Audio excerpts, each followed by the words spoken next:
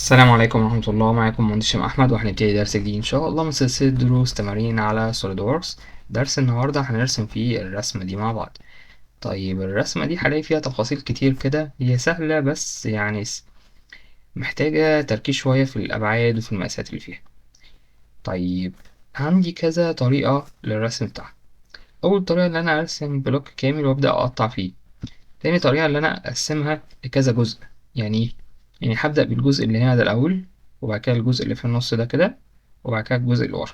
وأنا هعمل كده، بس هبدأ منين؟ هبدأ من ورا، هيكون أسهل و سهل في الرسم، وإن أنا أطلع الأبعاد يعني. فتعالوا كده نعمل نيو بارت. أنا هرسم في الرايت بلان، أنا شايف الرسمة من اتجاه اليمين، هرسم في الرايت كده. هرسم من النقطة دي كده، أو من النقطة اللي ورا دي. همشي وبعد كده هكمل المشي بتاعي لحد الآخر، وأطلع رأسي وأمشي كده وأنزل وأقفل الشكل. طب تعالوا من هنا كده لهنا، وبعد كده أطلع، وبعد كده كده، وبعد كده مايل، وبعد كده أفقي، وأقفل الشكل بالمنظر ده. طيب الارتفاع ده 30 في 36 وفوق 10، يبقى فوق دي كده 10، ده كده 30 في 36. الارتفاع التوتال بتاعي 50.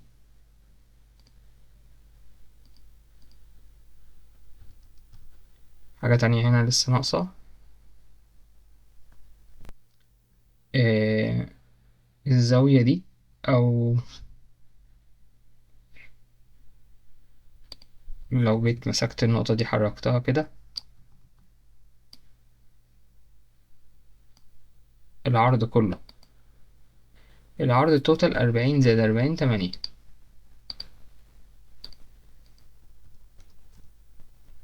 هقول له فيتشر اكسترود، اكسترود على 20 مللي، بلايند على 20 مللي. دي أول حاجة. تاني حاجة، بس ده ال80 اللي كان لغاية هنا المفروض أشيل منها 10، اللي هي الجزئية دي. يبقى المفروض إن ده كده 70، وأقول له ريبيلد من هنا. تعالوا بعد كده نعمل سكتش هنا. هعمل أفقي، ده بقى هيبقى 80، وبعد كده رأسي، وبعد كده 20 بقى، ونازل أهو. أفقي، وبعد كده رأسي، وبعد كده كده، ونازل. المرة دي كده هتبقى 80، وده كده هيبقى 50، ودي كده 20. خلاص كده اوكي. وهقول له فيتشر اكسترود، اكسترود على 20 برضو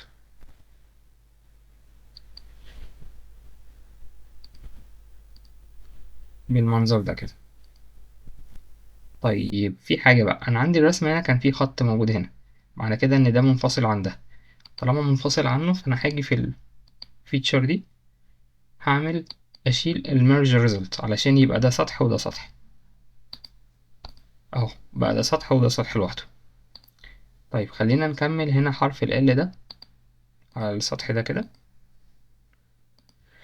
عندي مثلا من هنا كده لهنا،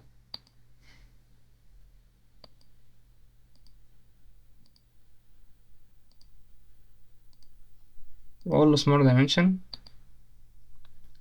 المسافة 40 في 50، ومن فوق 10 في 10. 40 في 50، لأ مش 50 أعتقد، 50، ودي كده 10 في 10،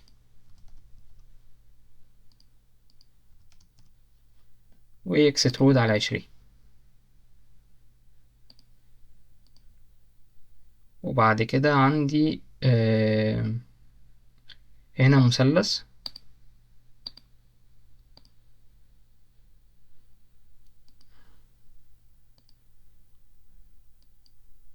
على السطح ده كده مثلث من هنا لهنا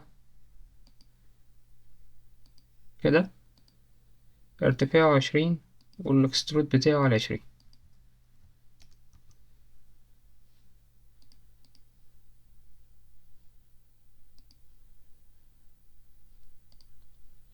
بالمنظر ده كده.